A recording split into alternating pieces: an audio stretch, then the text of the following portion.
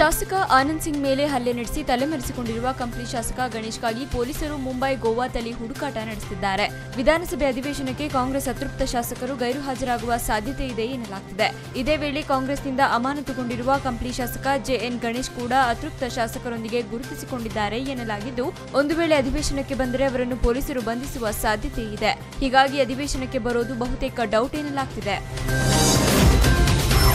ಮುಂಬರುವ ಲೋಕಸಭಾ ಚುನಾವಣೆಯಲ್ಲಿ ಮಾಜಿ ಸಿಎಂ ಸಿದ್ದರಾಮಯ್ಯ ಕೊಪ್ಪಳ ಲೋಕಸಭಾ ಕ್ಷೇತ್ರದಿಂದ ಸ್ಪರ್ಧಿಸುತ್ತಾರೆ ಎಂಬ ಸುದ್ದಿ ಕೇಳಿಬರುತ್ತಿದೆ. ಕೊಪ್ಪಳದ ಎಲ್ಲ ಕಾಂಗ್ರೆಸ್ ನಾಯಕರು ಸೇರಿ ಕೊಪ್ಪಳದಿಂದ ಸ್ಪರ್ಧಿಸಲು ಮನವಿ ಮಾಡಿದ್ದೇವೆ. ಒಂದು ವೇಳೆ ಕೊಪ್ಪಳದಿಂದಲೇ ಸ್ಪರ್ಧೆ ಮಾಡಿದರೆ ಹೆಚ್ಚಿನ ಲೀಡ್ನಿಂದ ಗೆಲ್ಲಿಸುತ್ತೇವೆ ಎಂದು ಶಾಸಕ ರಾಘವೇಂದ್ರ ಹಿಟ್ನಾಳ್ ಹೇಳಿಕೆ ನೀಡಿದ್ದಾರೆ. ಆದರೆ ಮಾಜಿ ಸಿಎಂ ಸಿದ್ದರಾಮಯ್ಯ ಅವರು ರಾಷ್ಟ್ರ ರಾಜಕಾರಣಕ್ಕೆ ಬರೋಲ್ಲ ಎಂದಿದ್ದಾರೆ. ಅವರು ಬರ್ತಾರೆ ಎನ್ನುವುದಾದರೆ ಯಾರ ಅಡ್ಡಿಯೂ ಇಲ್ಲ ಅಂತಾನೂ ಹಿಟ್ನಾಳ್ ಹೇಳಿದ್ದಾರೆ. ಮೈತ್ರಿ ಸರ್ಕಾರ ಹಾಗೂ ಬಿಜೆಪಿ ನಡುವಿನ ಟಾಕ್ ವಾರ್ಗೆ ಇದೀಗ ಶಾಸಕ ನಿರ್ಮಾಪಕ ಮುನಿರತ್ನ ಎಂಟ್ರಿಯಾಗಿದ್ದು, ತಮ್ಮ ಕುರುಕ್ಷೇತ್ರ ಸಿನಿಮಾವನ್ನ ಪಣಕ್ಕಿಟ್ಟಿದ್ದಾರೆ. ರಾಜ್ಯ ಸರ್ಕಾರಕ್ಕೆ ಯಾವುದೇ ಆತಂಕವಿಲ್ಲ, ಎಲ್ಲವೂ ಸರಿಯಾಗಿದೆ. ನಿಗದಿಯಾಗಿರುವಂತೆ ಫೆಬ್ರವರಿ 8ರಂದು ಸಿಎಂ ಬಜೆಟ್ ಮಂಡಿಸಲಿದ್ದಾರೆ.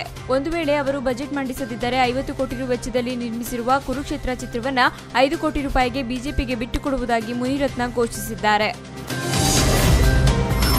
ಹಾವೇರಿಯ ಕೂಡಲ ಗ್ರಾಮದ ಬಳಿ ವರದಾ ನದಿ ದಡದಲ್ಲಿ ಮೊಸಳೆಯೊಂದು ಪ್ರತ್ಯಕ್ಷವಾಗಿದೆ. ಮೊಸಳೆಯು ಸುಮಾರು 5 ಅಡಿ ಉದ್ದವಿದ್ದು ಬೆಂಚಿಹಳ್ಳಿ ಹಾಗೂ ಕೂಡಲ ಗ್ರಾಮದ ಜನರಲ್ಲಿ ಆತಂಕ ಮೂಡಿಸಿದೆ. ಮೊಸಳೆ ಇರೋದ್ರಿಂದ ಯಾರೂ ನದಿಗೆ ಇಳಿಯದಂತೆ ಹಾಗೂ ದನಕರುಗಳನ್ನು ನದಿಗೆ ಒಯ್ಯದಂತೆ ಗ್ರಾಮಸ್ಥರಿಗೆ ಸೂಚನೆ ನೀಡಲಾಗಿದೆ. ಲೋಕ್ಪಾಲ್ ಮಸೂದೆ ಜಾರಿಗೆ ಒತ್ತಾಯಿಸಿ ಅಮರಣಾಂತ ಉಪವಾಸ ಸತ್ಯಾಗ್ರಹ ನಡೆಸುತ್ತಿರುವ ಸಾಮಾಜಿಕ ಹೋರಾಟಗಾರ ಅಣ್ಣಾ ಹಜಾರೆ ಕೇಂದ್ರ ಸರ್ಕಾರದ ವಿರುದ್ಧ ಹರಿಹಾಯ್ದಿದ್ದಾರೆ.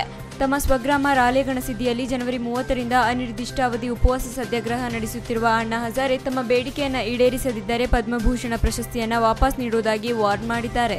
ಒಂದು ವೇಳೆ ನನಗೇನಾದರೂ ಆದರೆ ಪ್ರಧಾನಿ ನರೇಂದ್ರ ಮೋದಿಯೇ ಹೊಣೆ ಅಂತಲೂ ಗುಡುಗಿದ್ದಾರೆ. ಸುಪ್ರೀಂ ಕೋರ್ಟ್ ಆದೇಶದಂತೆ ಶಾರದಾ ಚಿಟ್ ಫಂಡ್ ಹಗರಣದ ಸಂಬಂಧ ನಗರ ಪೊಲೀಸ್ ಆಯುಕ್ತ ರಾಜೀವ್ ಕುಮಾರ್ ಅನ್ನು ಸಿಬಿಐ ವಿಚಾರಣೆಗೊಳಪಡಿಸಲು ಮುಂದಾಗಿತ್ತು. ಆದರೆ ಬಂಧನಕ್ಕೆ ನೋಟಿಸ್ ನೀಡಿಲ್ಲ ಅಂತ ಸಿಬಿಐ ಅಧಿಕಾರಿಗಳನ್ನೇ ಪೊಲೀಸರು ವಶಕ್ಕೆ ಪಡೆದಿದ್ರು.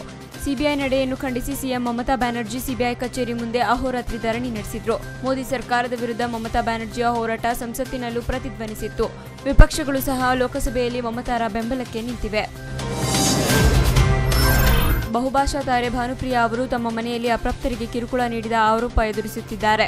ಮಕ್ಕಳ ತಾಯಿ ನೀಡಿದ ದೂರಿನ ಅನ್ವಯ ಮಕ್ಕಳ ಸಂರಕ್ಷಣಾ ವಿಭಾಗದ ಅಧಿಕಾರಿಗಳು ಚೆನ್ನೈನ ಟಿ ನಗರದಲ್ಲಿರುವ ನಟಿ ಮನೆಯತ್ತ ಧಾವಿಸಿದ್ದಾರೆ. ಈ ಬಗ್ಗೆ ಮಹಿಳೆಯೊಬ್ಬರು ಆರೋಪ ಮಾಡಿದ್ದು, ಮಕ್ಕಳಿಗೆ ಇಲ್ಲಿಯವರೆಗೆ ಸಂಬಳ ಸಿಕ್ಕಿಲ್ಲ, ಮಕ್ಕಳನ್ನು ನೋಡಲು ಸಹ ಬಿಟ್ಟಿಲ್ಲ ಹಾಗೂ ಮಾನಸಿಕ ದೈಹಿಕ ಹಿಂಸೆ ನಡೆದಿದೆ ಎಂದು ಆರೋಪಿಸಿದ್ದಾರೆ. ಇನ್ನು ಈ ಬಗ್ಗೆ ಪ್ರತಿಕ್ರಿಯಿಸಿರುವ ನಟಿ ಭಾನುಪ್ರಿಯಾ, ಆಕೆಗೆ 18 ವರ್ಷ ತುಂಬಿದೆ. ಅವರ ತಾಯಿಯೇ ಇಲ್ಲಿ ಕೆಲಸಕ್ಕೆ ಸೇರಿಸಿದ್ದು. ಈ ಹಿಂದೆ ಮನೆಯಲ್ಲಿ ಕಳ್ಳತನವಾಗಿತ್ತು. ಎಲ್ಲವನ್ನು ವಾಪಸ್ ಮಾಡುವಂತೆ ಸೂಚಿಸಿದ್ದೆ, ತಂದುಕೊಟ್ಟಿದ್ದರು. ಆದರೆ ಈಗ ನನ್ನ ವಿರುದ್ಧವೇ ಹೈದರಾಬಾದ್ನಲ್ಲಿ ದೂರು ನೀಡಿದ್ದಾರೆ. ಇದೆಲ್ಲವೂ ವ್ಯವಸ್ಥಿತವಾದ ಕುತಂತ್ರ ಎಂದು ಪ್ರತಿಕ್ರಿಯಿಸಿದ್ದಾರೆ. ಭಾನುಪ್ರಿಯಾ ಹಾಗೂ ಅವರ ಸೋದರನ ವಿರುದ್ಧ ಪ್ರಕರಣ ದಾಖಲಿಸಿಕೊಂಡಿರುವ ಪೊಲೀಸರು ತನಿಖೆ ಕೈಗೊಂಡಿದ್ದಾರೆ.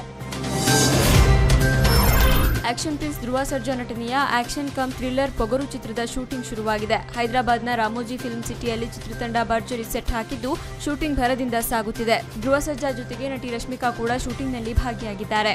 ಈ ಸಿನಿಮಾಗೆ ನಂದಕಿಶೋರ್ ಆಕ್ಷನ್ ಕಟ್ ಹೇಳ್ತಿದ್ದು, ಗಂಗಾಧರ್ ಚಿತ್ರ ನಿರ್ಮಾಣ ಮಾಡ್ತಿದ್ದಾರೆ. ಪುನೀತ್ ರಾಜ್ಕುಮಾರ್ ಹಾಗೂ ರಚಿತಾ ರಾಮ್ನ ಅಭಿನಯದ ನಟ ಸಾರ್ವಭೌಮ ಚಿತ್ರ ರಿಲೀಸ್ಗೆ ದಿನಗಣನೆ ಎಣಿಸುತ್ತಿದೆ. ಬೆಂಗಳೂರಿನ ಥಿಯೇಟರ್ ಒಂದರಲ್ಲಿ ಬರೋಬ್ಬರಿ ನಿರಂತರ 24 ಗಂಟೆ ಶೋಗೆ ರೆಡಿಯಾಗಿರೋ ಚಿತ್ರ ಇದಾಗಿದೆ. ಇದೀಗ ಅಮೆರಿಕ ಹಾಗೂ ಕೆನಡಾ ದೇಶಗಳಲ್ಲೂ ಅಬ್ಬರಿಸೋಕೆ ಸಿದ್ಧವಾಗಿದೆ.